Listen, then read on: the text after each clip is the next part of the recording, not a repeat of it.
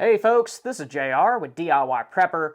Welcome to the channel. When it comes to food storage, the most common advice out there is to just store a ton of beans and rice. Those and other dry goods are nice because they're relatively inexpensive, they have a pretty long shelf life, and they do provide some nutritional value. However, the big problem with storing only the basics is that your body's going to be missing out on essential vitamins and other nutrients that it needs. And I've done several videos on food storage, but one topic I have not covered yet is which superfoods preppers should stockpile.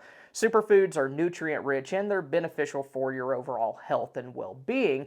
And if you're in a situation where you're not getting as much food as you normally would, you want what you do have to be able to fulfill as many of your body's needs as possible. So today we're going to be talking about these superfoods and how to either stockpile them or otherwise incorporate them into your preparedness plans. The first superfood that preppers should stockpile is quinoa. Like beans and rice, it's a dry grain, so it can be stored in the same way as other foods that you're probably already storing. If you put it in a Mylar bag with an oxygen absorber, it can last for 20 years or more. And what makes quinoa a superfood is that it has a ton of nutrients. Those include iron, magnesium, copper, and zinc, along with plenty of fiber and protein. Compared to white rice, a cup of quinoa contains around twice as much protein and 5 more grams of fiber. It even pulls ahead of brown rice in these areas, but with a longer shelf life since it has a lower oil content. And this is one food that a lot of preppers overlook just because it's not really part of their normal diet, but it does go very well mixed in with things like soups and salads. It can also be served as a side dish by itself or mixed in with something else like rice. And even though eating quinoa has a ton of benefits, it does have some downsides. Probably the biggest one is that since it's not a regular part of most people's diet, some folks may not like the way it tastes or have a little trouble digesting it. So if you haven't eaten it yet, before you go out and buy a ton of it, start incorporating it into your diet so that way when something goes down, you don't completely shock your system by eating a whole bunch of it, because you really don't want to have to dip that far into your toilet paper reserves. Then another downside to storing quinoa is that it's a lot more expensive than dry beans or rice, and it's more difficult to find in bulk. In most grocery stores and even a lot of health food stores, you're probably only going to be able to find small 1-pound bags, and those tend to be around $3, $3.50 on the low end. So if you compare it to white rice, you're talking about $30 for 10 pounds of quinoa versus around $6 to $10 for 10 pounds of white rice. The next superfood that preppers should stockpile is honey, and aside from being a useful sweetener, it also has several health benefits. It's rich in antioxidants and polyphenols, which between the two of them can help improve digestion, promote brain health, and may even help prevent heart disease and some kinds of cancer. In addition to those, honey also has medical uses. It has antimicrobial properties, which makes it useful for things like a sore throat, and it can even be placed on wounds to help prevent infection. Of course, you want to use regular medications whenever possible, but it's nice to know about alternatives, and also in the case of a sore throat, if you're already taking medications, adding a little bit of honey to something like some green tea isn't going to hurt anything. It can only help soothe those symptoms further. Then another nice thing about honey is that it never expires. Like salt and sugar, as long as you keep it sealed and protected from outside contaminants, it should stay good pretty much forever. Even if it starts to crystallize, all you need to do is add its jar to a little bit of warm water, stir it, and it should start to reliquefy. However, when you're purchasing honey, make sure that you get raw and unfiltered honey. Pasteurized honey is available also, but that pasteurization process removes a lot of honey's medical benefits, so be careful which one you pick up. And then if you want a long-term supply of honey and have a little bit of land, then you could take up beekeeping. In addition to providing your family with honey, the bees would also help make sure that your garden plants get pollinated. Now, when you think of superfoods, one thing that usually does not come to mind is freeze-dried foods. While options like Mountain House are great for long-term storage, they tend to fall behind when it comes to nutrition. Their meals are packed with sodium and lack essential nutrients like magnesium and iron, so you don't want to rely on these as your sole or primary source of food. They're really better as occasional morale boosters or if you just need a quick meal. However, there are better ways to stockpile freeze-dried foods. Nutrient Survival has a ton of different options, and like the name suggests, what makes them different from other freeze-dried foods is their nutritional content. They've sent a few things for us to take a look at today, and I'd like to thank them for doing that and for sponsoring today's video. Now, when you compare their foods like this Southwestern medley to similar offerings from other companies, Nutrient Survival tends to have larger amounts of essential vitamins and nutrients like vitamin C, zinc, and potassium. Having these in your body will help you function better in survival situations where you're probably going to be doing more physical activity and also be under higher levels of stress. Because if you're dealing with those sort of things, you don't want to be putting junk into your body. And one thing I really like about Nutrient Survival is that they have several different versions of their products for different uses. For long-term bulk storage, you can pick up number 10 cans, and like other companies, most of these have a shelf life of 25 years. Their pantry packs work well for things like camping trips with your family, and you can get individual pouches to keep in things like EDC bags. For entrees, they have breakfast options like home-style scramble and apple cinnamon oatmeal, and then things like triple cheese mac and Southwestern medley for lunch and dinner.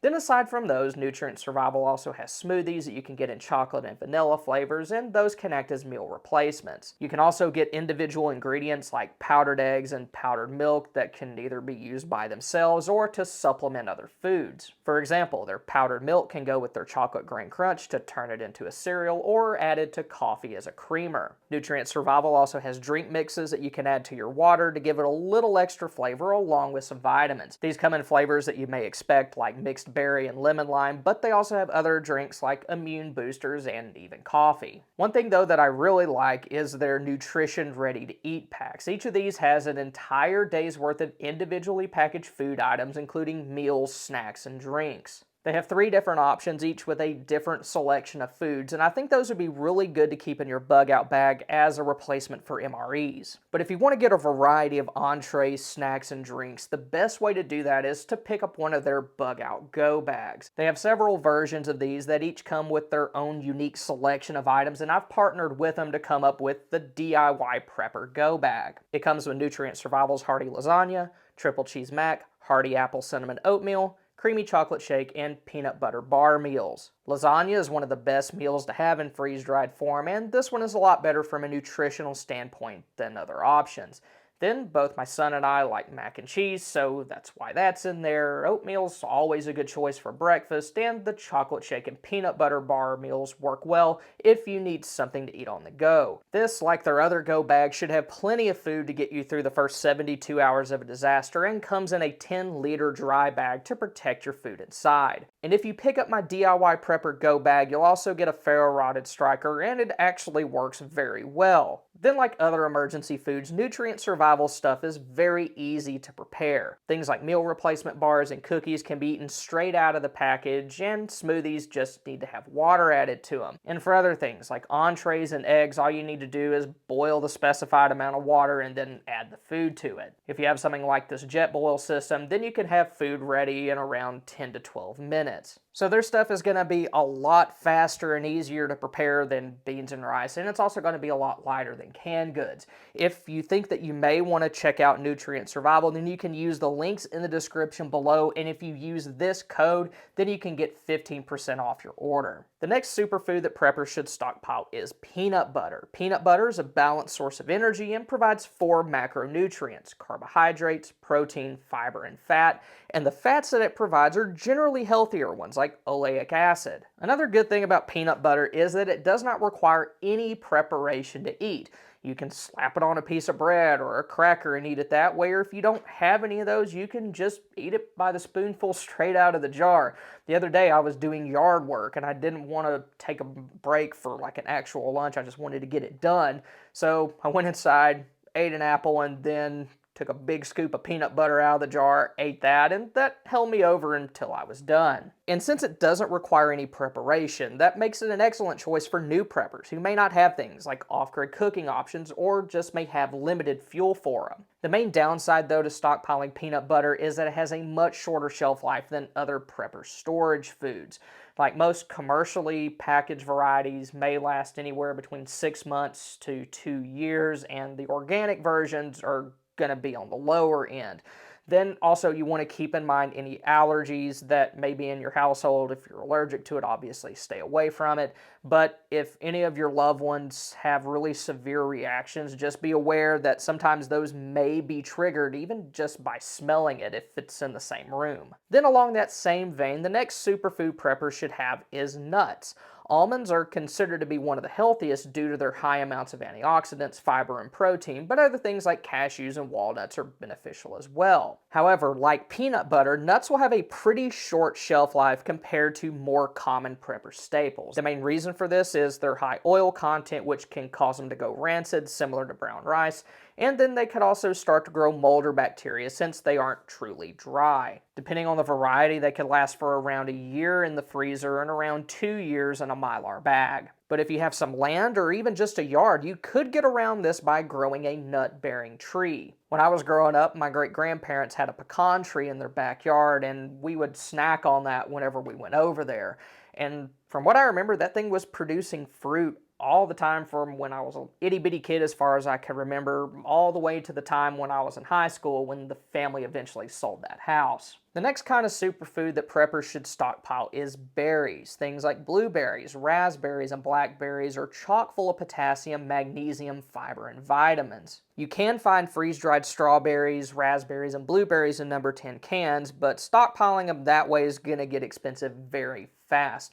So if you want to have a long-term supply of berries, probably the best way to do that is to just grow your own, and blackberries may be your best bet for that. Blackberries are one of the easiest berry plants to grow, and where I live, they even grow as weeds. I know this personally because, confession time, I am terrible at yard maintenance, and sometimes I'll go out into the backyard and there'll be a blackberry bush. But also, my dad and I, we were on a hunting lease one time, and there was this big bramble along a fence line, and it turned out to be just a gigantic patch of blackberry plants. Blackberry bushes will take a couple of years before they produce fruit, but all you need to grow them is a little sunlight, some water, and preferably a fence for them to grow on. Another benefit that they have is that they're self-pollinating, meaning that you don't have to worry about having a pair of plants to pollinate one another.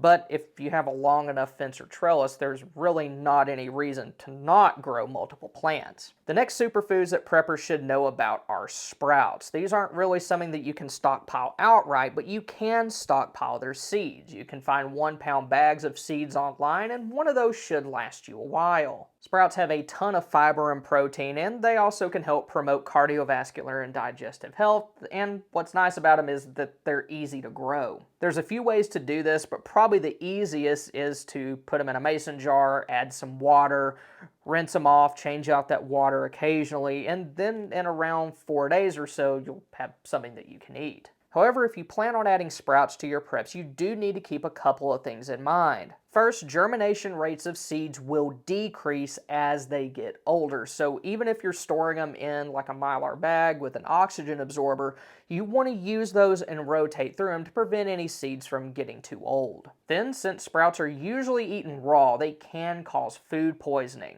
You can reduce the chances of this happening by washing your seeds before you try to sprout them, also by selecting seeds that were specifically packaged and sold for sprouting, and then also cooking them. But if you have anybody in your family with a weakened immune system, they should probably avoid eating those raw. Another superfood that preppers can grow is leafy greens, and kale is one of the best. It has a ton of vitamins and antioxidants and can help cardiovascular health, weight management, and can also improve eye health. And one good thing about kale in particular is that you can grow it in several different ways. Like you can plant it outside during the cooler months, but during other times of the year, I've had success growing kale in my AeroGarden. But if you don't have one of those, you can always just put them in something like a planter pot. Just be sure that you put it next to a window that gets plenty of sunlight. And y'all, even though these superfoods can provide a lot of the nutrients that your body needs, it's still a good idea to store a wide range of food items to give you variety in your diet. So if you want to see 20 food items that you can store in Mylar, then click here. Or if you want to see some food items that preppers forget to stockpile, then click here. Once again, I'd like to thank Nutrient Survival for sponsoring this video. Thank y'all for stopping by. Y'all have a good one.